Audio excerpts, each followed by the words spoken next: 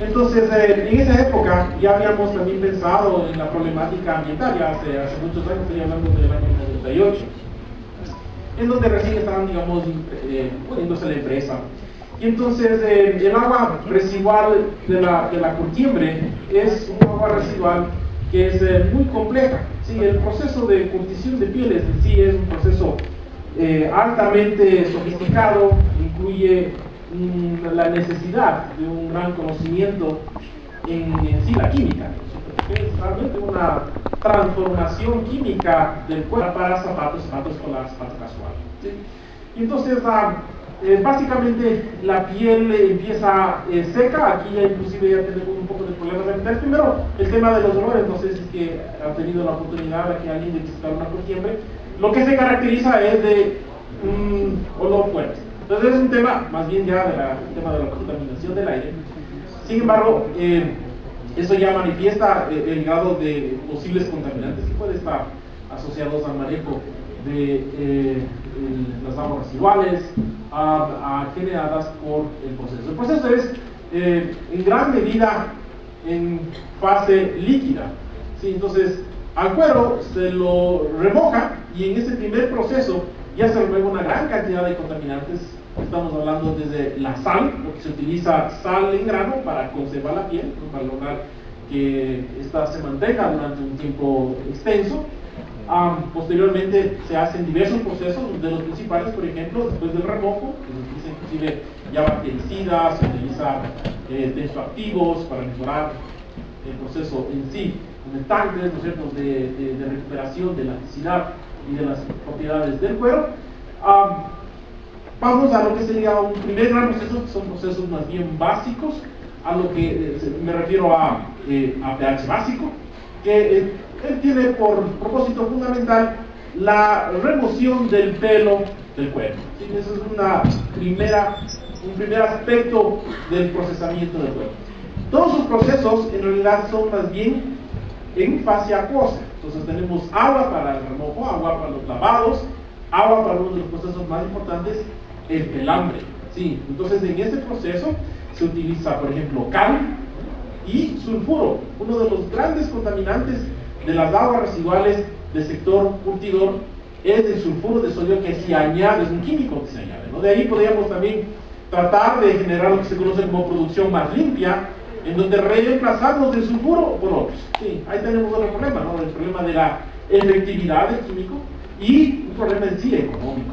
Hasta el momento, el sulfuro es sin duda el depilante más efectivo, el que realmente da un mejor, digamos, relación económica de remoción del pelo por lo que yo gasto para poder remover y tener un material, en este caso sin pelo. Una vez que ocurre esto, entonces el cuero está preparado para el proceso posterior, que ya es el proceso en sí de curtición.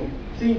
Entonces en la curtición, nosotros tenemos procesos intermedios como el desencalado, la remoción de la cal, el piquelado y finalmente el proceso principal de la curtición. En la curtición lo que se hace es, se añade sal de cromo, ¿sí? Sulfato básico de cromo, que es cromo 3, que a veces cuando en el sector ambiental se habla del cromo, entonces nos espeluznamos, porque sabemos que el cromo 6, que se dice por ejemplo en la galvanoplastia, es un cancerígeno, ¿sí? Entonces no queremos saber nada de él. Sin embargo, el cromo 3 es un excelente material curtiente. ¿Qué significa que es un material curtiente? Una vez que la piel ya se ha limpiado de todas las impurezas, de la grasa, de la carne que está ahí todavía adherida a la piel, del pelo, ya está en condiciones del colágeno, en condiciones como para, digamos, procesarse, entonces se incorpora esta sal de cromo. El cromo se incorpora en la estructura del colágeno y lo convierte en cuero.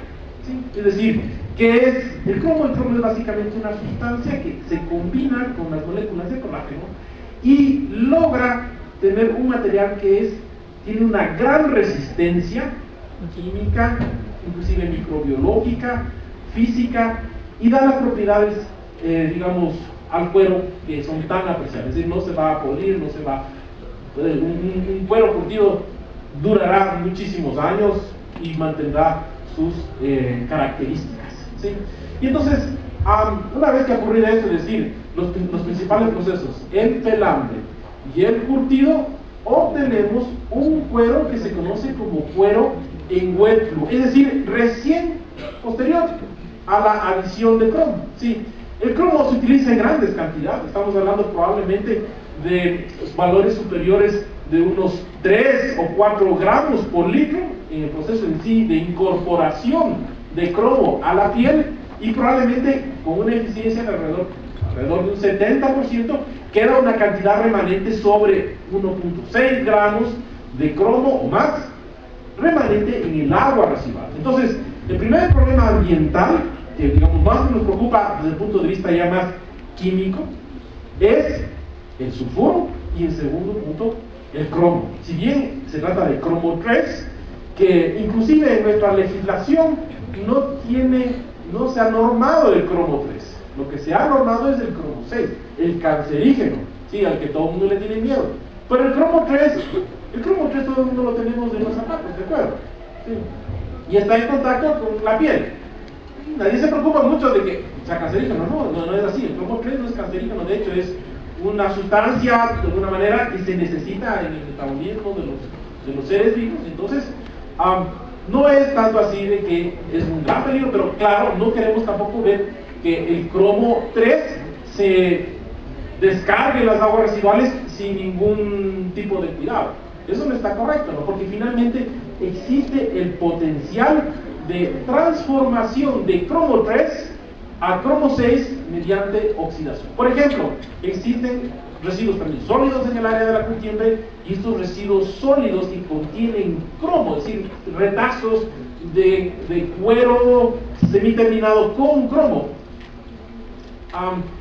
Hay gente que lo quema, ¿cierto? Lo que lo considera que es un material como para pues, obtener un poco de energía de ahí. Y el problema es que efectivamente cuando transformamos, quemamos estos retazos, podemos estar transformando del cromo 3 al cromo 6. Sí, y ese sí es peligroso. Entonces existe el potencial. De hecho, bueno, si es que ha habido inclusive en alguna época la costumbre de coger residuos de retazos sólidos del área de la curtiembre con residuos de materiales que tienen cromo adentro y se ponen en el campo. Entonces tampoco está bien. O sea, el cromo tampoco es una sustancia que se puede simplemente evacuar y sin ningún, control, dejarlo en el ambiente que cause problemas. Entonces hay que eliminar el sulfuro y el cromo como uno de los contaminantes más importantes representativos.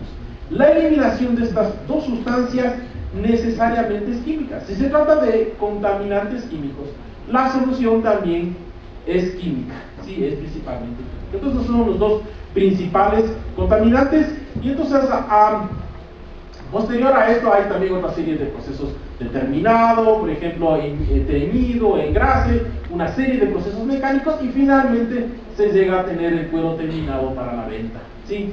Entonces, tanto en los procesos iniciales de transformación de piel cruda a cuero, como de cuero wet blue a cuero terminado, entonces tenemos procesos donde se genera una gran cantidad de contaminantes químicos, y no solamente químicos, sino también orgánicos, ¿ya? O sea, claro, orgánicos también son químicos, pero me refiero a que su manejo más bien sería con procesos biológicos, porque son sustancias orgánicas susceptibles de una biodegradación. Recordar, siempre que podamos hacer un tratamiento biológico de contaminantes, hagan ese tratamiento biológico. De alguna manera la biología ha evolucionado durante millones de años, y los microorganismos pues pueden hacer eso de una manera muy efectiva, ¿sí? Entonces, no hacer cosas con sustancias químicas mientras se pueden hacer biológicas. Pero si es que no se pueden hacer biológicas, entonces nos tenemos que ir con los tratamientos químicos, ¿sí? Entonces, como les decía, estos procesos se hacen en fulones, en bombos que llaman, que son como unos tambores inmensos de 3 metros de diámetro, también de espesor de 3 metros más o menos, y que van rotando a diferentes velocidades dependiendo de los diferentes procesos. Y entonces este es el mecanismo en el cual se va, procesando el cuero, y pues generando también el agua residual. Y hay algunos procesos físicos como un proceso de rebajado, un área que tal vez también todavía sigue siendo medio descuidada, o sea, de alguna manera el tema de la contaminación del agua es tan grave en el sector curtidor que ya, ok, la autoridad ambiental ya va ajustando cada vez más las tuercas para que ya lo puedan, digamos, ya empiecen a invertir en eso, porque significa inversión, o sea, no se lo hace porque no sé cómo están los procesos o cómo se hace, sino porque se requiere de unas inversiones importantes. Probablemente para una empresa mediana, una planta de tratamiento de aguas residuales básica, probablemente está sobre los $100,000. Entonces es una inversión que para empresas medianas va a ser onerosa, va a ser fuerte. Entonces hay que planificar, pero hay que ir en ese sentido. ¿Sí? Y lo que decía es de que también se genera bastante cantidad de residuo sólido, ¿cierto? A la final, imagínense de lo que era la piel a lo que es el cuero terminado, hay una gran diferencia. Lo que se hizo es, se removió un montón de contaminantes sólidos que partes están en el agua y partes quedan como sólidos, y se incorporó una cantidad importante de sustancias químicas que lo transformaron en términos del cuero tan bonito que tenemos. Sin embargo, también de esas sustancias químicas quedan remanentes tanto en el agua como en los residuos sólidos, y que hay, o sea, desde el punto de vista ambiental, hay muchos problemas, ¿sí? Entonces, aquí un poco lo que les decía, principales procesos: pelambre, remojo. Procesos básicos se caracterizan por tener pHs muy elevados. Estamos hablando de un pH neutral de 7, ¿no es cierto? La norma dice entre 5 y 9, realmente debería ir un poquito menos de 9, un poquito más de 5, ¿no es cierto? La norma de descarga a la alcantarilla. Sin embargo, el pelambre se caracteriza por tener pHs sobre 12, 12,5, 13. ¿Sí? Estamos utilizando gran cantidad de cal. Y el sulfuro también alcalino, ¿no es cierto? Que va a generar pHs extremadamente altos. Por otro lado, tendríamos todo lo que son el curtido, ¿sí? El curtido también es un proceso que más bien ahora cambia el pH y pasamos a pHs ácidos.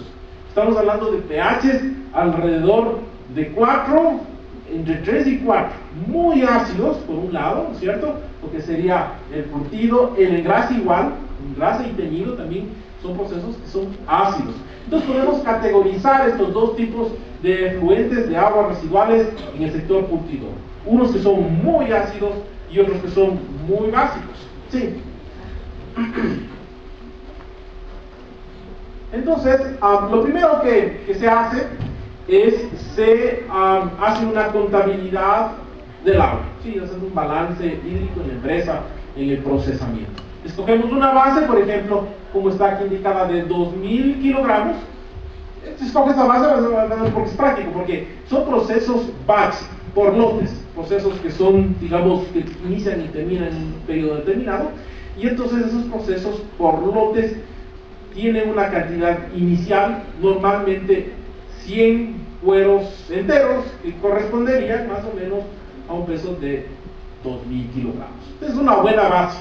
Si no vamos a empezar con una base de 10 kilos, ¿no? O de 1 kilo, si es que me facilita el entendimiento de los procesos coger una base como esta, ¿cierto? Entonces tendría básicamente 100 cueros que se ponen y se procesan en el pombo, digamos, en los bombos, y tenemos una gran cantidad de aguas, ¿ya? Entonces, no es que solo existe el pelambre, el curtido, el engrase, digamos que son las categorías de procesos. En realidad, como viene tan sucio, entonces, cuero viene salado con estiércol, con sangre, con tierra, con sal, con grasa, todo lo que se imaginen que puede tener está ahí en el cuero. Entonces hay que lavar. Entonces lavan con 5 metros cúbicos, después otra vez, y después recién remojan. Y aquí en el remojo básicamente es que añaden bactericidas, porque sí, o sea, como hay una, ya recobra, digamos, las condiciones ambientales, o sea, está muy salino y ya se remueve la sal. Básicamente uno de los problemas aquí también asociado y que se ha discutido poco, que puede ser un problema después también para cumplir normas, el contenido de crudo, ¿cierto? De sal y de grano que se utiliza y que está ahí, ¿cierto? Una alternativa de que pues se puede ya pensar en hacer es hacer primero procesamiento del cuero en húmedo, digamos, recién despotado, o sea, básicamente con, digamos, conservación bajo temperaturas bajas, ¿no es cierto?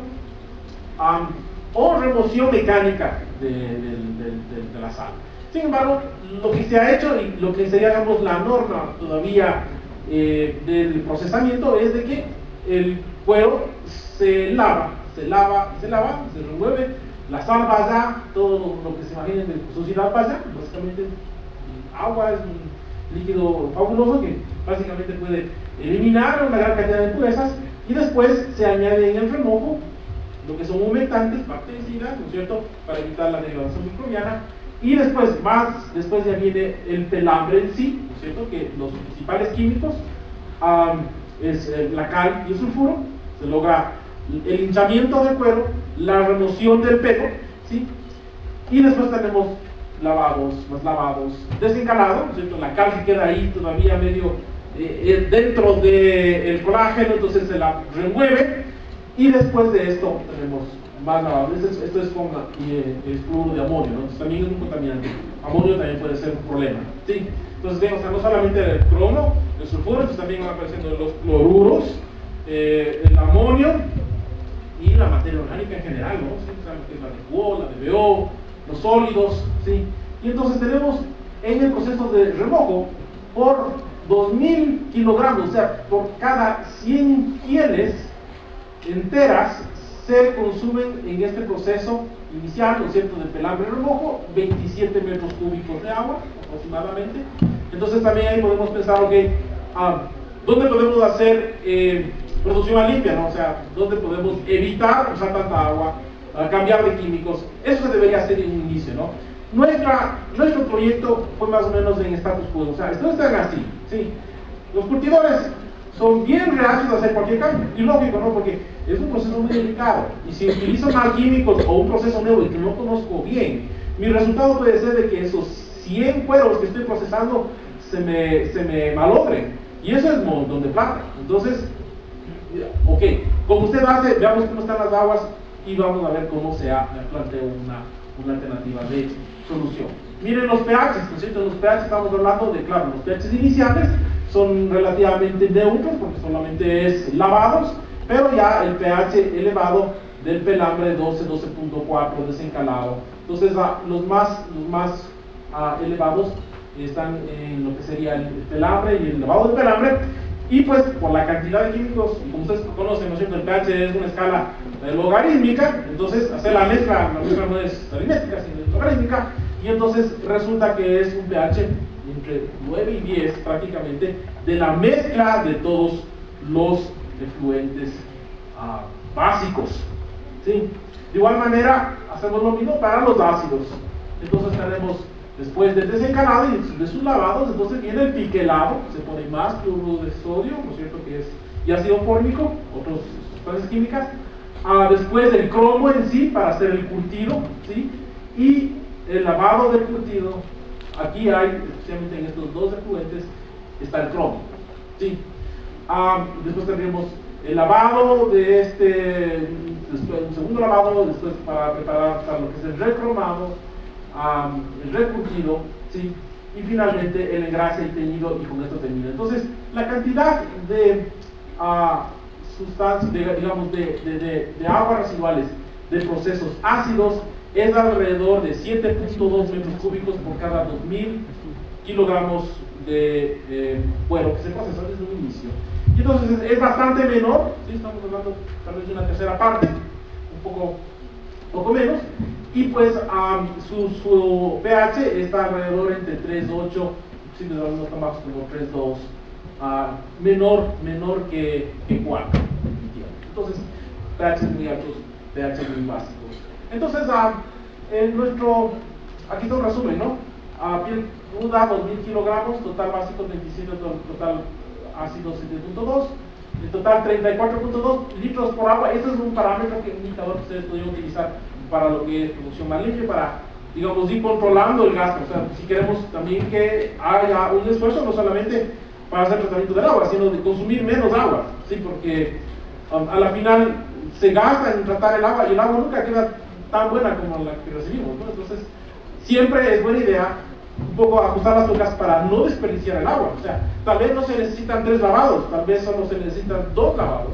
Y tal vez uno de los lavados se lo puede reutilizar en otro proceso, ¿no es cierto? Un lavado, por ejemplo, el lavado que viene de un desencalado, tal vez se puede utilizar en un lavado que se utiliza en el remojo inicial.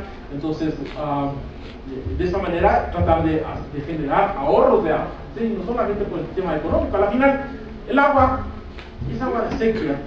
Y el sector curtidor prácticamente dice que necesitamos cualquier cantidad de agua. No la aprecia mucho. ¿Sí? ¿Ya? Entonces, si es que ya empieza a haber ajustes, por lo menos que esté ambiental, entonces ya va a requerir para no tener que gastar tanto en el tratamiento del agua, nosotros teniendo menos agua residual que total. ¿Sí? Entonces, ¿cómo queda el agua? Entonces el agua es bastante contaminada, ¿sí? Tiene sus contaminantes específicos en los diferentes puntos. Y entonces lo que necesitamos nosotros es saber qué parámetros utilizamos para poder decir esa agua está qué tan contaminada y qué tan depurada, ¿cierto? Entonces utilizamos estos parámetros, ¿sí? Y los parámetros que más se utilizan son los globales. ¿Qué significa esto de un parámetro global? Un parámetro individual, ¿cierto? Es básicamente el cloruro, por ejemplo, una sustancia química individual que le puedo determinar exactamente cuál es su concentración y sé que esa son iones de cloruro y entonces no hay duda, ¿sí? Sin embargo, como se trata de una gran cantidad de diferentes tipos de contaminantes, si me pongo a medir todos individualmente, incluso por ejemplo si se trata de proteínas, de sustancias semidegradadas o cosas así, entonces no voy a terminar nunca. Entonces lo que se utiliza son parámetros globales. Sí, todos estos contaminantes tienen algo en común. Por ejemplo, en el caso de los sólidos, todos estos S significan sólidos, ¿ya? Entonces, lo que no es agua es sólido, más o menos. Sí, ya. Es claro que no estamos considerando que el agua también puede estar contaminada por otros líquidos, ¿no? Ya, pero, bueno, obviando eso, lo que se puede evaporar es el agua. Lo que queda remanente, entonces tendríamos los sólidos totales después de la evaporación, y entonces ahí están todos los sólidos contabilizados. ¿Sí? Y entonces, mientras más sólidos tenga el agua, entonces más contaminada está. ¿Sí? Tenemos un límite para descarga de sólidos en el agua. Entonces, hay que hacer un esfuerzo para remover estos sólidos. Estos sólidos pueden tener diferente naturaleza. Pueden ser unos que sean disueltos, por ejemplo, las sales. ¿Sí? Entonces los sólidos disueltos tal vez representan un tema difícil de manejar, ¿no es cierto? Porque están disueltos a nivel molecular, y los que no están disueltos están suspendidos. ¿Ya? Entonces, otro parámetro extremadamente importante para el tema de aguas residuales son los sólidos suspendidos, y aquí le ponemos el T porque diferenciamos de totales, ¿sí? Porque hay unos que son parte de. Entonces pueden haber sólidos suspendidos volátiles, ¿sí? Es decir, aquellos sólidos, es decir, al agua le evaporo lo que me queda ahí, si yo le calcino es volátil, ¿sí? Entonces hay parte de los sólidos suspendidos que son volátiles, ¿sí? Entonces cojo un filtro, lo que me queda ahí son los sólidos suspendidos, eso le calcino y me quedan los sólidos suspendidos volátiles. ¿Por qué es importante? Los sólidos suspendidos son muy molestosos, ¿sí? Poca cantidad de sólidos suspendidos generan ya turbidez en el agua. Y entonces cuando uno le ve al agua turbia dice, no, ya está contaminada. Mejor no tomar un agua que esté turbia, ¿no? Finalmente a las partículas están asociados microorganismos y contaminantes, es no hacerlo, ¿sí? Y entonces, por eso necesitamos medir los sólidos suspendidos, ¿sí? Es una medida relativamente fácil de medir, rápida de medir, y que me da una idea de la cantidad de contaminantes suspendidos, de partículas suspendidas. Entonces, una gran rama de la tecnología de tratamiento de aguas residuales se va a lo que es remover partículas suspendidas. De aquellas partículas suspendidas, por ejemplo, tengo unas que son muy grandes, ¿sí? Entonces son los sólidos sedimentables. Con un cono hijo y en media hora o una hora, entonces remuevo lo que sedimenta. Lo que es más chiquitito es más difícil, ¿no? Si es muy chiquitico, entonces ya no le puedo remover solo por sedimentación, voy a requerir de otros procesos, ¿ya? Entonces, de esto, lo que se volatiliza, las partículas que se pueden volatilizar, entonces son partículas orgánicas, ¿ya? Las partículas orgánicas en el área de aguas residuales, o bien son biomasa, por ejemplo, de lodos activados, entonces se conocen como lodos activados, o bien son sólidos, por ejemplo, como grasas o como proteínas, que son partículas, y generalmente las partículas orgánicas son de difícil remoción biológica, recuerdo, con lodos activados. Es un poquito más complejo, ¿no? Porque están en fase sólida y entonces no son tan fáciles como los compuestos orgánicos que están disueltos, ¿sí? Entonces el mecanismo es más difícil, ¿ya? Entonces nos interesa conocer eso, ¿no es cierto? Monitorear sólidos suspendidos totales, sólidos suspendidos volátiles. Como hemos dicho, los sólidos es una buena medida para la contaminación, inclusive la orgánica, ¿sí? Porque si tenemos sólidos suspendidos volátiles ya conocemos las partículas orgánicas, pero no necesariamente tengo todo el valor. Y en el área de, por ejemplo, de la curtiembre, tengo contaminación orgánica y contaminación química. Entonces, me interesa conocer qué cantidad de sustancia química yo voy a necesitar para poder oxidar esos compuestos orgánicos. Sí, o inorgánicos, por ejemplo, en el caso de la curtiembre, ¿no? Estamos poniendo sulfuros, y los sulfuros también pueden reaccionar y pues generar una DQO, ¿sí? Una DQO que se vería más alta. En cualquier caso, la DQO, la demanda química de oxígeno, contabiliza la cantidad de contaminantes orgánicos en términos de la cantidad de sustancia oxidante, es decir, por ejemplo, en este caso del dicromato, para poder oxidar, ¿sí? Expresada en unidades del, digamos, oxidante universal, que sería el oxígeno, ¿ya? Entonces tendríamos una parte de todo ese conglomerado de sustancias orgánicas o inorgánicas que se pueden oxidar, que pueden ser también partículas. Entonces podemos diferenciar, y muchos de los laboratorios, o sea, obvian esa, o sea, simplemente es la DQO total. ¿Por qué? Porque la normativa me dice, mira la DQO total, basta, ¿para qué hacer más? Sí, el proceso, o para, digamos, diseñar procesos nuevos, mejorados, o por lo menos tratar de optimizarlos, entonces es necesario tener también valores de la DQO particular, es decir, esas partículas, cuántas de esas son realmente, por ejemplo, inorgánicas y que no se van a oxidar, o cuántas van a ser orgánicas y que sí se pueden oxidar, ¿sí? Y pues la diferencia entre los dos va a ser la soluble, ¿ya? Entonces, estos dos parámetros, o sea, ya ustedes pueden monitorear el proceso de tratamiento básicamente con sólidos y con las DQOs, ¿sí? Entonces, eliminamos partículas y eliminamos todo lo que sea oxidable, ¿sí? Muy importante para poder evaluar, por ejemplo, una de las tareas de los estudios ambientales que más demanda es el análisis de las caracterizaciones. Uno tiene los parámetros ahí. Y pues, detrás del análisis entonces, está el conocimiento de entender qué es lo que está pasando, ¿sí? Y entonces, ¿y cómo se relacionan? Por ejemplo, solamente vienes con un médico, ¿no es cierto?, que ve los resultados de un examen y dice, bueno, a esta agua le pasa tal y tal cosa, ¿no es cierto? O ese análisis no está, porque también en el promedio pues puede suceder de que los análisis no sean consistentes. Entonces, por ejemplo, DQO particulada, que son los sólidos orgánicos oxidables, ¿sí? Está relacionado con los sólidos suspendidos volátiles, ¿ya? En un factor, ¿sí? Si es que tenemos, por ejemplo, y eso pasa a veces mucho, nosotros les mandamos a hacer todos los análisis a los muchachos que hacen tesis, por ejemplo, con nosotros, y resulta de que esto les sale poquito, ¿no? 50 miligramos, y acá, de DQO particulada, que es otro método analítico, les sale 3000, entonces está mal, algo, ¿sí? Ya, solo viendo los resultados, ustedes pueden decir, esto no es consistente, veamos qué es lo que está pasando, ¿sí? Y a veces es difícil, ¿no? A veces, o sea, correlacionar las cosas y tratar de entender, y bueno, ya solamente leyendo las caracterizaciones ustedes pueden entender mucho de las cosas y ya dar una sugerencia, digamos, una opinión experta, ¿sí? Otros dos parámetros muy importantes son aquellas sustancias, la DBO5, asociada con la DQO, aquellas sustancias que se pueden oxidar biológicamente, ¿sí? La DBO5. Para nosotros, para mí específicamente, de poco agrado hacerlo. ¿Por qué? 5 días para obtener el resultado. Si yo tengo un experimento que lo realizo, por ejemplo, en un tiempo de 4 horas, 8 horas o menos, y entonces resulta que después recién de 5 días voy a tener el resultado para saber qué hago. No me conviene. Sí, afortunadamente la DBO está relacionada muy íntimamente con la DQO.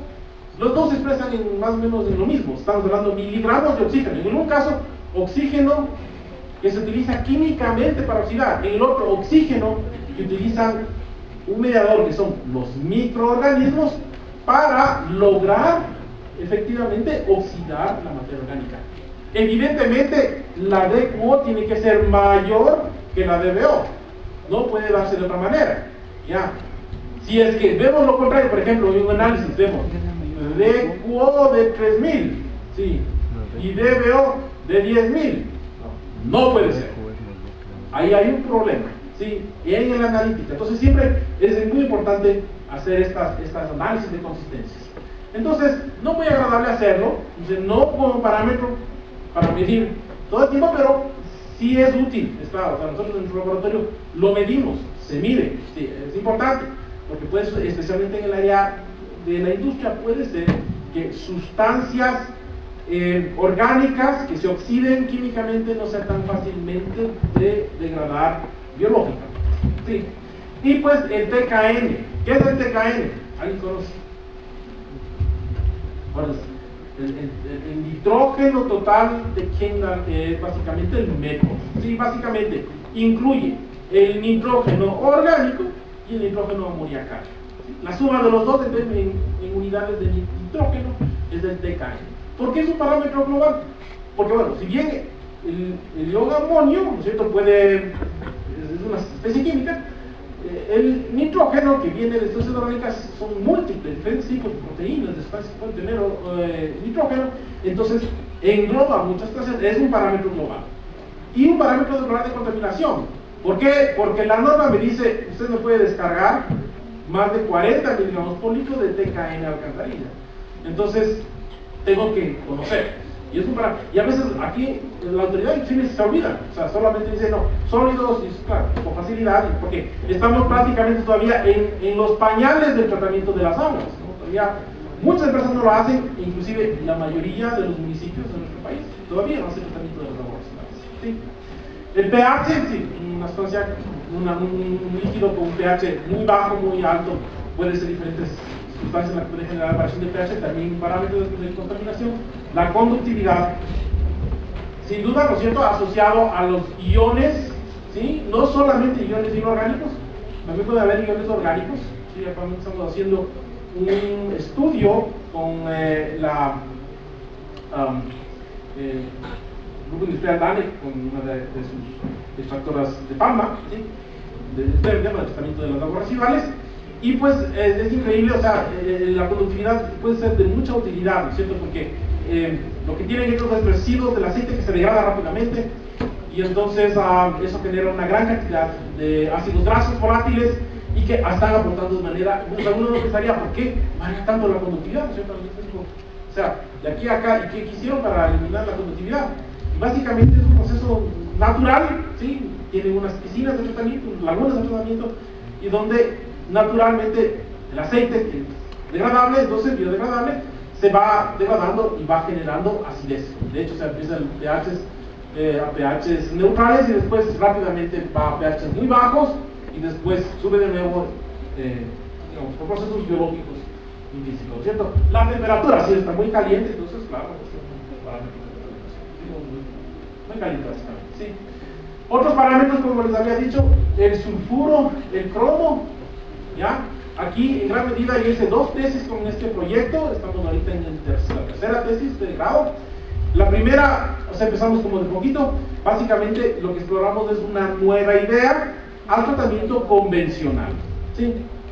Entonces, la nueva idea, entonces, lo que pretende es mejorar o ahorrar recursos, que son procesos más sencillos y más que nada también utilizar menos químicos. Ya utilizamos tanta cantidad de químicos en el proceso de aguas digamos, húmedos de la costumbre que existe. Podemos ahorrar químicos en el tratamiento del agua de la costumbre, es bueno, sí. Y se fundamenta, o sea, los parámetros principales de eliminación, de la contaminación, o sea, queríamos eliminar específicamente sulfuro y cromo, ¿sí? La de cuo también se remueve, ¿cierto? De hecho, si remuevo el sulfuro, entonces voy a remover de cuo. Si remuevo partículas, también remuevo de cuo. Y finalmente lo que queda remanente, a la final son compuestos orgánicos que provienen del cuero. Se esperaría de que sea, y bueno, de hecho conocemos que es altamente biodegradable. Entonces tendríamos un primer proceso físico-químico, ¿sí? Es básicamente la charla de ahora, y por la tarde también vamos a hablar un poco de tratamientos biológicos, no de esta de la cotiembre, pero de otros que hemos hecho, ¿sí? Y entonces otros parámetros importantes, de importancia, ¿no es cierto? El amonio, el nitrato, el cloruro, el sulfato, especialmente para el área de la curtiembre, ¿sí? Ya he hablado de estos tres, del sulfato he hablado poco, porque no queremos hablar, está complicado, ¿sí? O sea, el sulfato se utiliza en cantidades importantes, por ejemplo, el sulfato básico de amonio, el sulfato básico de cromo también, sulfato de amonio, sulfato básico de cromo, y esta sustancia entonces es ion disuelto, difícil de remover, ¿sí? Ya, como el tema de los cloruros, pues tenemos gran cantidad. Lo que queremos es que por atrás, es decir, en producción más limpia podemos reemplazarle, porque ya en el agua se vuelve en un dolor de cabeza, ¿sí? Entonces acá están muestras de las aguas residuales, son negrísimas, huelen mal. En este tema ambiental uno tiene que controlarse más o menos de que por ahí va a valer mal de vez en cuando. Sí, los parámetros que hemos encontrado para el pelambre, entonces los dos principales fuentes contaminados, el pelambre, ¿no es cierto? Estamos hablando de una DQO de 41.000. La norma para descarga cantarilla es de 500, sí, de máximo municipio. De los sólidos fundidos totales de 1800, de acá es de 220. El pH tiene que estar en 5.9, o sea, eso no cumple nada, ¿no? Y sulfuros, miren, de 337 tenemos que bajar a 1. Altamente contaminado, ¿no? Mucho trabajo para los que tratan aguas. Sí, el curtido, sí. Entonces, en el curtido tenemos 18.000, sí, igual altísimo, ¿no? Más contaminado el pelambre. 1.600, pH de 3.5, es claro, sulfuro no puedo tener por la química, ¿no?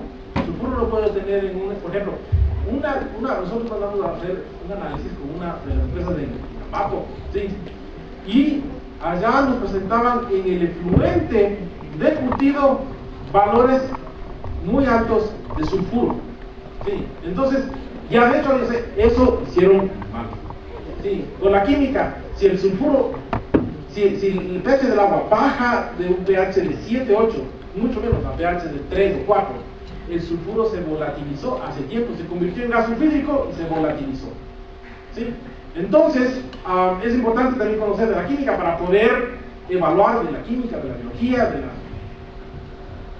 en general del área, para poder evaluar y saber, o sea, un tremendo lío después, o sea, claro, ellos no quieren admitir nunca de que se equivocaron, tuvieron que hacer otros análisis y todo, pero bueno, en cualquier caso, es muy útil, o sea, y más importante de que tener el resultado es poder analizarlo, entender qué es lo que está detrás de un número.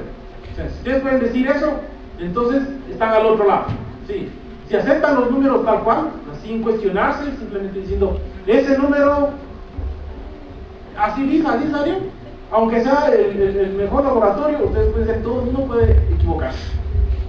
Pero, o sea, las condiciones físico-químicas no, o sea, esas no lo van a hacer, ¿no? Entonces, el cromo total, estamos hablando de valores tan altos como de 5.000, ¿no? O sea, es una cantidad extremadamente alto de cromo en el agua residual. Entonces, si es que decimos que vamos a mejorar o a proponer algo más interesante, hay un procesamiento convencional. No estamos inaugurando nada, ¿no? O sea, ya hay muchas plantas de tratamiento de aguas residuales en el mundo del área de la cortiembre. Lo que no hay es tal vez aquí en el Ecuador, o sea, pocas empresas no han avanzado, ¿sí? Pero, ¿qué es lo que se hace convencionalmente? El sulfuro se oxida con oxígeno, con aire, o sea, hace una aireación del pelambre, ¿sí? Con los lavados de pelambre, con un catalizador que es el óxido de magnesio, ¿sí? El manganeso, y se obtiene una reacción que finalmente nos da la transformación del sulfuro a sulfatos. ¿Sí? ¿Ya? Entonces, esta, digamos que es el esquema, ¿cierto? Se hace hidratación por unas 8 horas, se añaden estas sales y se obtiene la oxidación. ¿Cuál es el problema? Y que nosotros también, por ejemplo, en el 98 habíamos dicho esto. Uno de los problemas es que si no está bien controlado eso, por ejemplo, ustedes hacen la oxidación hoy día y se dejan ahí materia orgánica, eso puede de nuevo, o sea, reversible la cosa, ¿no? Se oxida la materia orgánica, reduce el sulfato a sulfuro entero. ¿Sí? Entonces, es un proceso que se da, que sirve, que tiene sus problemas. Sí, y además tengo que comprar un químico y todo el tiempo estar añadiendo el catalizador. ¿Sí? O sea, el catalizador de sacrificio es en polvo, entonces se añade y se pierde, no se recupera después del efluente de pelado. ¿Sí? Y por otro lado, el cromo está a pH de 3 y pico. Si se sube el pH, el cromo se precipita como hidróxido de cromo. ¿Sí? Proceso de precipitación muy conocido. Básicamente la idea es como está acá, ¿no? Se añade sosa o se añade otro álcali y tendríamos un pH lo suficientemente alto para generar el hidróxido de cromo que después se precipita y se separa. ¿Ya? Entonces, existe la posibilidad también de este hidróxido de cromo después reutilizarlo en, digamos, si es que se lo acidifica de nuevo y se lo reutiliza para la hidratación o para otro, entonces al final ahí tenemos cromo concentrado, que puede ser de interés. Sí. Actualmente, como, digamos, la industria de los químicos también es muy sofisticada, recuperar cromo de los nodos de cromo y para tenerlos en un estado que sea lo suficiente bueno como para utilizar de nuevo en la cortiembre se vuelve complejo, entonces se trata de buscar otras alternativas o básicamente solidificar el cromo y ya tenerlo en una fase que ya no moleste. ¿Sí? Entonces, ¿cuál es el sistema tradicional? El sistema tradicional es tenemos el efluente del pelambre que tiene sulfuro y cal, se añade el manganeso, ¿sí? Aire y se hace la oxidación catalítica del sulfuro. Por otro lado tendremos el efluente residual que tiene cromo, el curtido. Este ingresa al reactor, se hace la precipitación, es decir, aquí tenemos que añadir un álcali, puede ser cal, puede ser sosa, carbonato, bicarbonato. Se remueven los nodos y se tratan, aquí falta el tratamiento de los nodos del cromo, ¿sí? Y el efluente entonces ya se ha alimentado, ¿sí? Digamos que clarificado, entonces va a un tanque general de homogenización y en este tanque se mezcla con el resto de las aguas y se hace un proceso de coagulación, procuración. ¿Cuál es el problema? Entonces una gran cantidad de químicos adicionales que se tienen que utilizar, manganeso, aire, ¿no es cierto? Que tenemos que incorporar, aquí tenemos que incorporar el álcali y tenemos también lodos por acá y añadir también un químico que normalmente es un coagulante, por ejemplo el aluminio o el hierro, para lograr remover todo lo que esté suspendido todavía y se remueve en ese punto. ¿Sí? Ojo, en este punto tenemos algunas corrientes con lodo y tenemos una descarga que probablemente todavía no cumple las normas. ¿Por qué? Porque hemos hecho procesos para remover el cromo, el sulfuro, las partículas suspendidas. ¿Sí? Todo lo que esté disuelto, orgánico, y que es una gran cantidad, hemos visto, no va a estar removido de nuestros datos, no va a ser suficiente. Se requiere un tratamiento probablemente más adecuado del biológico por técnica. ¿Sí? Entonces, ¿cuál es la idea? ¿Cuál fue la idea que utilizamos? El sulfuro, tenemos efluentes ácidos y efluentes básicos, entonces se nos ocurrió que podíamos mezclar estos dos efluentes. ¿Sí? Entonces, si es que mezclamos el efluente ácido, pH de 3 y pico, con el básico que está a 12 del pelambre, se unen, entonces lo que se va a generar es una neutralización. El gas sulfúrico tiene que manejarse, ¿sí? Ese es un proceso que va a requerir un diseño cuidadoso de los reactores, ¿sí? Significa que se mezcla y se evacúa el gas sulfúrico que tiene que absorberse y retornarse a una lechada que probablemente tenemos que tratar. La idea sería esa lechada, un proceso de absorción de gas sulfúrico, eso se podría reutilizar en la contienda. Al final es lo que se utiliza para pelambrear, para el pelambre, ¿sí? Y por otro lado, tendría la neutralización del efluente de curtido, que entonces va a generar el hidróxido de cromo que puede precipitar. Entonces podemos tener el efecto, o sea, los mismos efluentes tenían los químicos necesarios como para generar eso, pero lo que hay que es controlar adecuadamente, porque el gas sulfúrico es muy contaminante, ¿sí? Muy contaminante, muy tóxico, bastante peligroso. Entonces, si es que no se lo maneja bien, puede haber problemas. Entonces, a veces la gente no quiere hacer ese cuidado. Sin embargo, eso es lo que nosotros analizamos. Tenemos el efluente del pelambre, el efluente del curtido, se hace la aireación, está cerrado, tenemos acá el lodo de hidróxido de cromo, el gas sulfúrico se absorbe en una lechada de cal. Sí, este era el esquema original, y entonces nosotros experimentamos con una planta, digamos que es un sistema experimental de laboratorio. Entonces básicamente es un efluente, el otro efluente, se bombean acá, sí, y entonces tenemos aquí este reactor que se hace la aireación básicamente y el mezclado, el gas sulfúrico se absorbe en esta lechada, y por abajo entonces ya tenemos un efluente que ya no tiene cromo, que no tiene sulfuro, y bueno, sigue teniendo el problema de contaminantes disueltos y particulados que deberán removerse en una fase posterior, que estamos ahorita estudiando, pero ya, o sea, con ese esquema la idea era de que evitar el uso de esos químicos adicionales, ¿sí? Y hacerlo, o sea, en las propias aguas de la contienda podrían tener esa capacidad, ¿sí? Entonces, ¿qué es lo que pasa? El efluente, si después tengo de dos efluentes, tengo uno solo.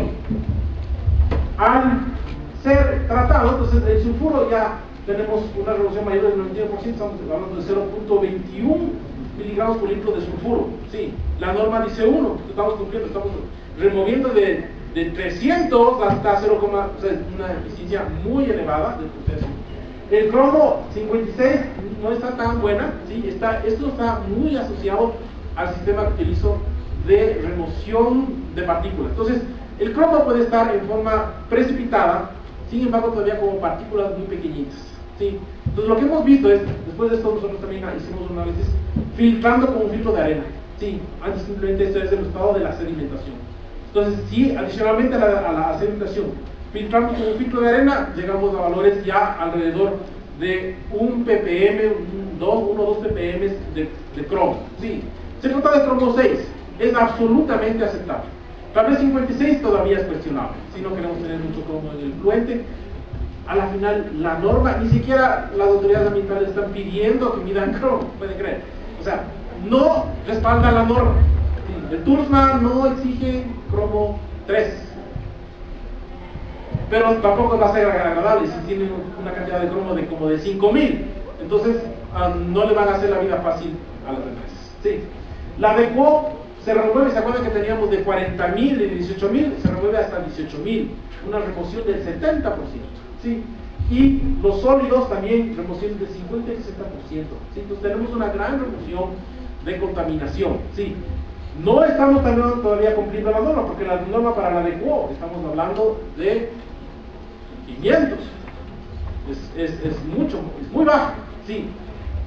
Definitivamente vamos a tener aquí un tratamiento biológico posterior, ¿sí? Pero ya no tenemos toxicidad del fluente. O sea, un fluente a pH 12, a pH 13 que tiene sulfuro cromo, no solamente es contaminado, es muy tóxico, no se acerquen a él, ¿sí?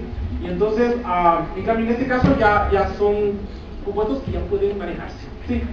Entonces es un tema atractivo. Sin embargo, uno de los problemas que teníamos, bueno, esta fue la primera tesis, Pamela Cerón, ¿sí? Una maestría y pues creo que la hizo muy bien. Y tenemos acá también, bueno, se recuperó el sulfuro y el cromo, se puede recuperar en los efluentes. Y el resto de efluentes, o sea, estábamos hablando de que el pelambre de 27 es 1.4, ¿sí? Y el curtido, que es este efluente de acá, curtido 0.75, es 7.2, 6%. Estamos hablando de 6% de las aguas tratadas, ¿sí? Entonces, ok, ¿qué pasa con el resto? Y el resto también, o sea, puede ser un problema. Entonces, se nos ocurrió, como una segunda fase, una segunda tesis, y que podíamos mezclar todas las básicas y todas las ácidas y después hacer una mezcla controlada. ¿Y qué pasa? ¿Sí?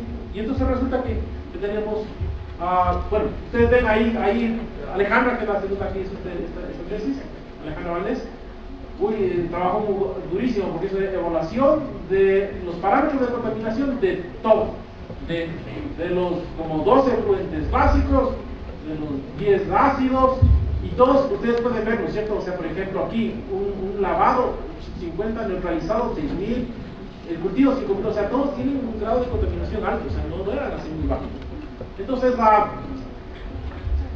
la idea era mezclar los fluentes. Esta simplemente es una mezcla teórica, o sea, todos los fluentes, de acuerdo a la cantidad que se utilizaba, se los mezclaba, tienen un valor, digamos, teórico de lo que debe iniciar, y después se hace una mezcla, perdón, esto es mezcla de ácidos básicos, ¿cierto? La caracterización. Y después se hace probablemente una mezcla controlada. Entonces, la idea es, tenemos la mezcla en proporción adecuada de fluentes básicos, de fluentes ácidos, hacemos la aireación, removemos de nuevo el gas sulfídrico y precipitamos el cromo y ver qué es lo que pasa, ¿no? Simplemente cuando hacemos la mezcla de todo. Miren, a pesar de que tenemos mezclas, tenemos todavía concentraciones de sulfuro más o menos importantes, 123, y en los ácidos de cromo de 83, claro, se diluye un poco, pero no lo suficiente como para, digamos, que cumpla la norma. Entonces, este es el sistema de laboratorio, y después avanzamos a un sistema ya experimental. Sí, bueno, está aquí indicado. Tal vez aquí les explico ya más o menos, digamos, nuestra plantita piloto. Es apenas, ya, ¿cuáles son las ventajas? Ya, estamos operando en continuo.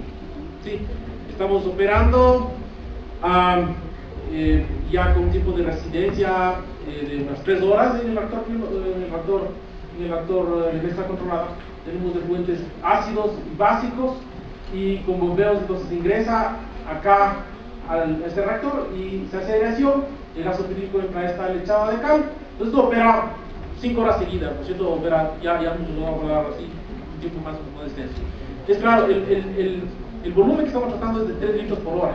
Tenemos que pasar de 3 litros por hora probablemente a una segunda escala de planta piloto de unos 30 litros por hora, y a una planta industrial que sería de ya 3 metros cúbicos a la hora, más o menos, que serían las necesidades. ¿Sí? Estamos en la primera fase, fue bastante interesante. Tal vez, si es que tenemos el video. A ver, antes de eso quiero ver los resultados. Espérate un ratito, solo les muestro los resultados ya de la caracterización.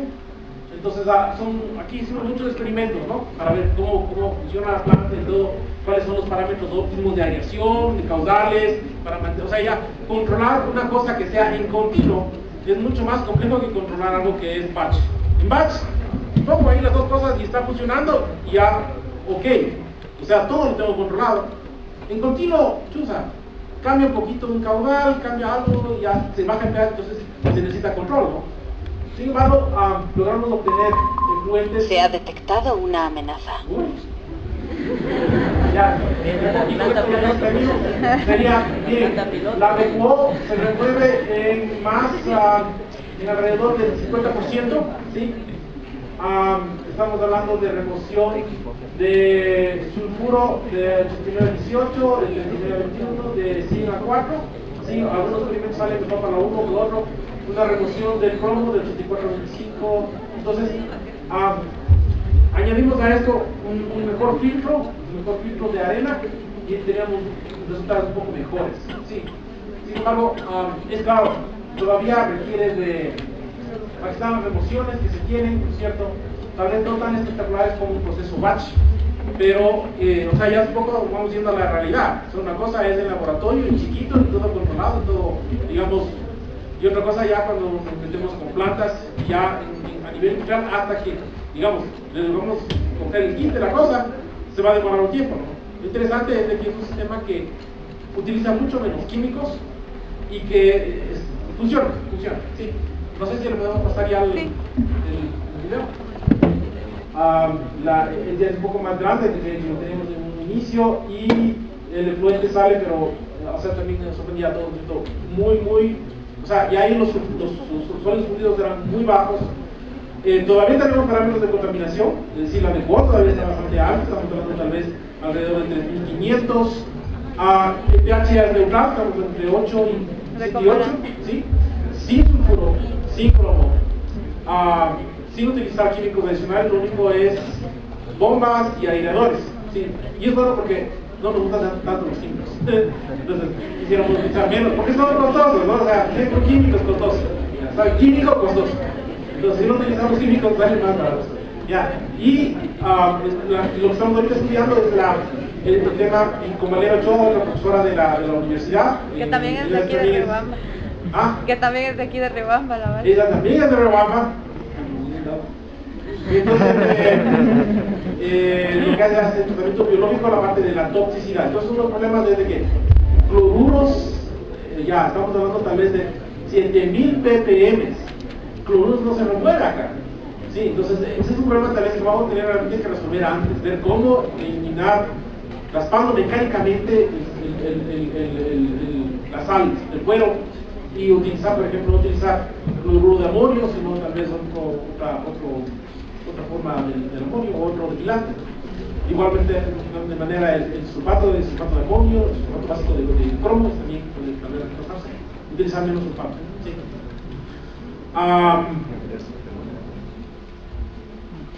Y bueno, la toxicidad de cloruro, de cromo y de sulfuro, ¿sí? Para ver, esos son los principales contaminantes, ver qué tan resistente es el tratamiento biológico a esto, ¿sí? Datos de la DBO, cerca de un 70% de las sustancias orgánicas son fácilmente biodegradables, ¿sí?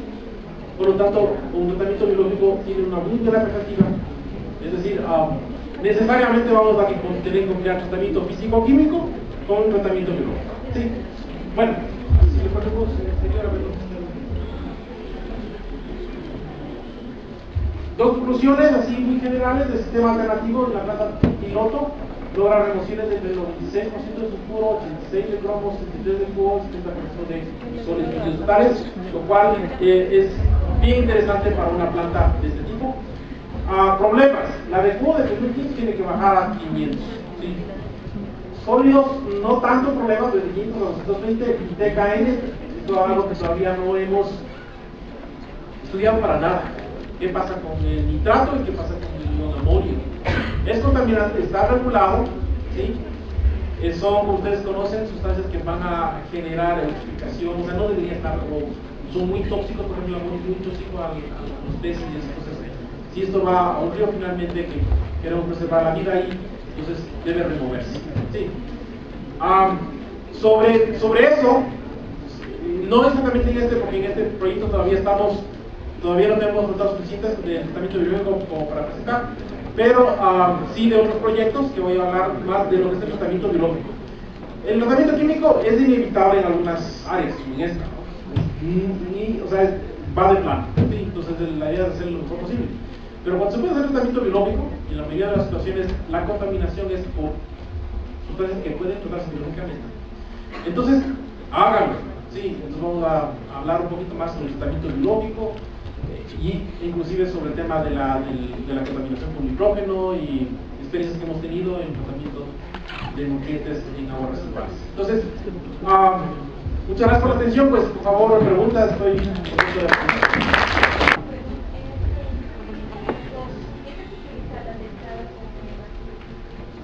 Es una excelente pregunta, no lo mencioné ya.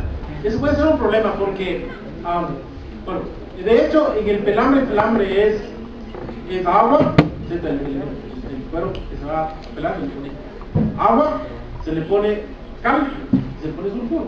La mezcla de cal es cal y sulfuro. Entonces, en principio, es un ente que tendría un potencial uso en la contienda, ¿sí? Por ejemplo, hay lo que se conoce el calero, que utilizan cal y básicamente un frente que puede aparecer ahí, ¿no es cierto? Un uso que puede hacer ahí. Sin embargo, ¿cuál es el problema? Voy a necesitar control de la concentración de sulfuro en la cal, porque el sulfuro puede ser muy agresivo, o sea, de hecho es muy agresivo, y si tiene una concentración mucho mayor o mucho menor de la que yo debería utilizar, entonces o bien no logro lo que yo quiero, o bien voy a poner en exceso de sulfuro, y que es muy perjudicial. Entonces, si es que la empresa puede ponerse un sistema de análisis, por ejemplo, análisis colorimétrico que se puede utilizar, ¿no es cierto?, para determinar la cantidad de sulfuro que estoy tomando, que sea lo suficientemente viable como para reutilizar la alzada de cal. Entonces es una buena alternativa, ¿sí? Caso contrario, tendríamos simplemente que eliminar, que oxidarlo, por ejemplo, con peróxido, puede ser ozono, ¿sí? O sea, podría eliminarse de la alzada de cal el sulfuro, transformar en sulfato, y una vez ya el sulfato en la alzada de cal, que no tiene materia orgánica, ya está muy estable y ya, pues ya sería resolver el agua y después de nuestro sólido. Entonces, ese es un tema que tiene que ver ya de alguna manera con un proceso, tiene que estar acordado prácticamente en cada empresa en qué grado pueden ellos reutilizar la alzada de cal, ¿sí? O el otro, la otra es los nodos del cromo, ¿sí?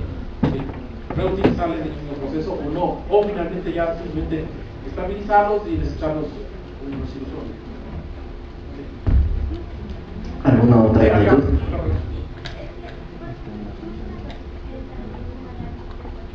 Ya. Sí, es buena pregunta. Sabes que cuando yo estaba haciendo yo hice la tesis en esto en pregrado, o sea, hace muchos años, y entonces también nos preguntábamos, bueno, entonces hicimos análisis de coliformes, y entonces en el curtido no aparecía nada. Entonces, uy, ¿qué pasó? ¿Cómo no está tan contaminado? Y no aparece. ¿Por qué? Bueno, a ver, donde sí aparece coliformes es cuando hacemos el remojo. Sí, al inicio, porque tiene esas fecales que tienen en la piel.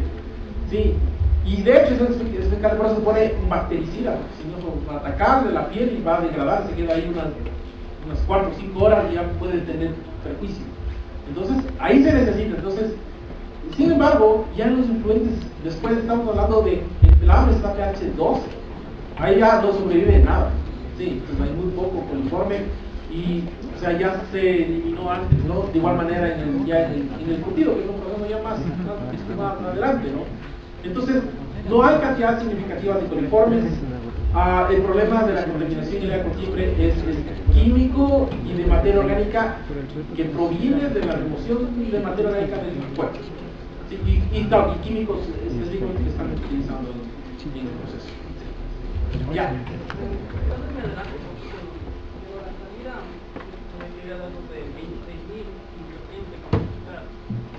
¿En cuál? ¿Qué diapositiva?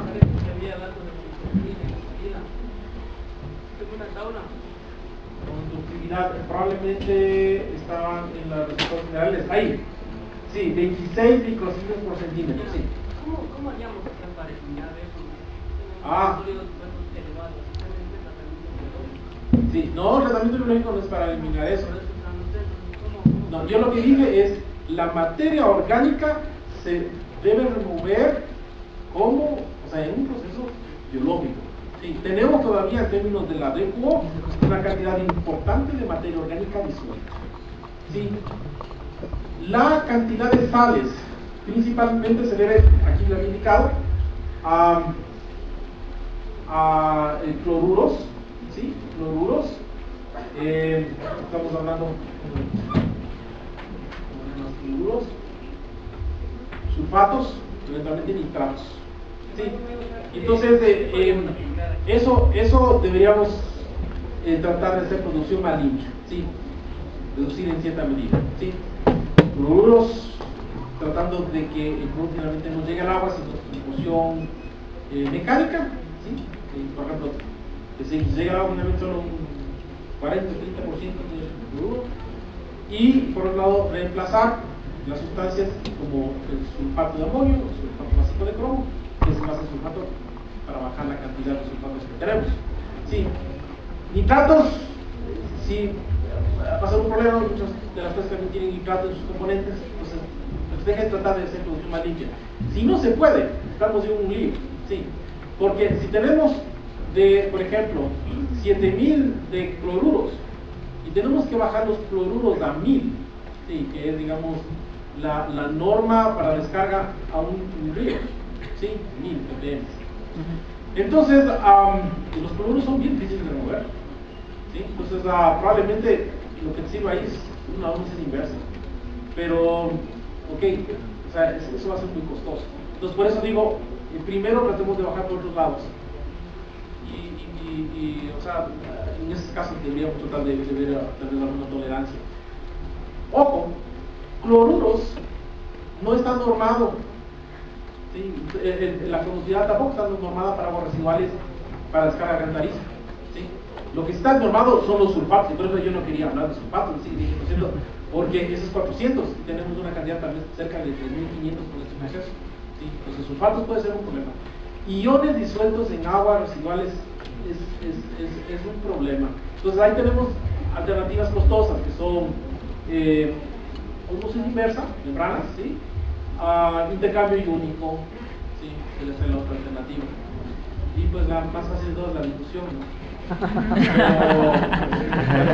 O sea, estamos un poco en problemas. Entonces, la idea sería, por ejemplo, tratar de, si ya se vuelve muy incidente la autoridad, toca ir a la cadena, es decir, que no comprarles a los que están procesando el cuero salado, sino comprar a los que te dan el cuero fresco, el cuero crudo fresco, ¿no? O sea, sin preservantes de sal. ¿Alguna otra? Yo quisiera saber qué sistema ustedes tienen pensado para implantar a nivel industrial para un control de pH, tomando en cuenta que los suministros son continuos y que a nivel industrial también es bastante difícil controlar. Entonces, ¿A qué te refieres con qué sistema? Para que el pH de la mezcla tenga el pH esperado, entonces para que a partir de ese pH también se obtengan los resultados esperados. ¿Cómo ustedes piensan controlar el pH de cada suministro? No está estudiado eso. No te tengo una respuesta nuestra de que hayamos hecho experimentación. Evidentemente vas a necesitar un lazo de control, ¿sí? Que las bombas que están suministrando los efluentes básicos y ácidos estén controladas en función del sistema de control de pH. El sistema de control de pH es muy usual dentro del área de aguas residuales. Y entonces, básicamente, si es que está muy ácido, ¿cierto? Entonces va un poquito más del efluente básico y así, ¿cierto? La idea sería regular la concentración. O sea, tenemos el diseño de la planta en sí, un diseño, digamos, un primer acercamiento en sí de la planta.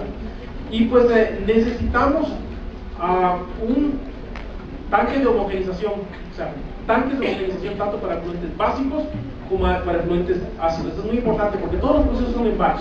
Entonces, como ustedes vieron, cada proceso tiene un diferente pH, ¿sí? ¿Ya? Entonces, hay unos que son más neutrales, otros que son más ácidos, otros más básicos. Entonces, los efluentes básicos se homogenizan ahí. Debería airearse para tener un buen mezclado. Y ese efluente, ¿no es cierto?, se bombea hacia el reactor, ¿sí? Entonces, las bombas están controladas en función de este lazo de control del pH del tanque digamos, de También quisiera hacer una consulta acerca de, dice ahí que se remueve el 86% de cromo. Sí. ¿Este cromo sería, el cromo que se remueve es en estado trivalente o el cromo hexavalente? Cromo 3, claro. Cromo 3. ¿Y qué sería en el caso del cromo hexavalente, puesto que ese es el más contaminante? No analizamos.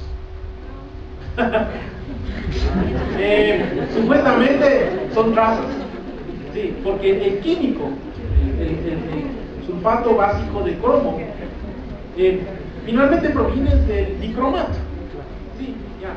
Y entonces las empresas químicas lo reducen y dan un papelito que dice garantizado libre de cromo 6.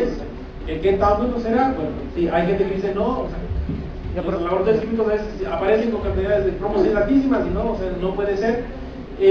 Nosotros no analizamos cromo total y supusimos de que todo el cromo es cromo 3 y solo tenemos trazas muy pequeñas de cromo 6, no tenemos ningún sistema para remover. Probablemente el cromo 6 se absorba a los flóculos de hidróxido de cromo formados y se remueva ahí mismo. Tendríamos que ver y hacer un análisis de especiación de cromo para ver si efectivamente queda remanente cromo 6. Como he dicho, el cromo 3 que queda, por ejemplo, alrededor del 55%, esos datos son solamente con sedimentación. Y tenemos otros datos que ya hicimos la filtración completa en lecho de arena, que logramos sí remociones mucho más altas, entre 1 y 2 ppm de cromo. Esperamos que la concentración esté por debajo de 0,5, que es lo que nos tiene la norma de 0,5. Yo creo que eso tiene lugar. ¿Ya? Sí, ¿cada cuánto se supondría se hace el mantenimiento, la limpieza de este sistema? Y cuando hubo una parte en la que había un sistema de arenas, sí, filtración por arenas. Así es. ¿Cómo se hace el tratamiento de estas arenas cuando cumplen su vida útil, no? Claro. ¿Cuál es el tratamiento que se haría? Bueno, la idea del tema de las arenas, ¿sí?, es de que tenemos un sobrenadante, ¿sí?, la mayor cantidad de sólidos se quedan ya en sí en el sedimento, y tenemos un sobrenadante que pasa a las arenas, y en las arenas, entonces en la superficie va una costra. Entonces la idea sería en principio hacer la remoción de la arena que tiene la costra, y después ese material probablemente estabilizarlo, significa probablemente añadir cemento para que se aglomerice, se forme un material sólido y que encapsule al cromo, ¿sí? Y entonces, sí, puede ser un problema, ¿no es cierto? Porque efectivamente con el tiempo puede ser que se contamine la arena y entonces la arena en sí se vuelve un residuo que tiene cromo que quisiéramos en sí eliminar adecuadamente. Entonces la respuesta sería, cada cuánto tiempo, sabes que no tenemos tantos datos. Nuestra planta era pequeña, no tenemos datos de plantas un poco más grandes. Sin embargo, yo estimaría que sí podría trabajar un par de meses hasta que se ponga esa situación de que requeramos hacer un cambio de la arena, una remoción de las costras que se vayan formando y una eliminación en sí del material que tiene el cromo, ¿cierto? Sí. Y del mantenimiento de la limpieza, o sea, si nosotros trabajamos esto por un par de semanas y todavía no requería, sin embargo, sí es cierto que se pueden ir acumulando sólidos, inclusive se pueden taponar, tenemos también partículas ahí. Entonces, esos son los datos que nosotros quisiéramos obtener también ya de la segunda escala de una planta ecológica. Sí, o sea, son datos que, o sea, se les requeriría ya para el diseño final, el mantenimiento y operación de la planta, se requiere ya tener datos de campo, no puedo decir así a priori. Yo estimo que sí vamos a requerir probablemente mantenimientos, tal vez cada 2 o 3 meses, ¿no es cierto?, de limpieza de los canales, de limpieza de las tuberías de precipitados, de limpieza de eso. Y eso ya un poco en la marcha de la planta piloto, digamos, de segunda generación. Entonces,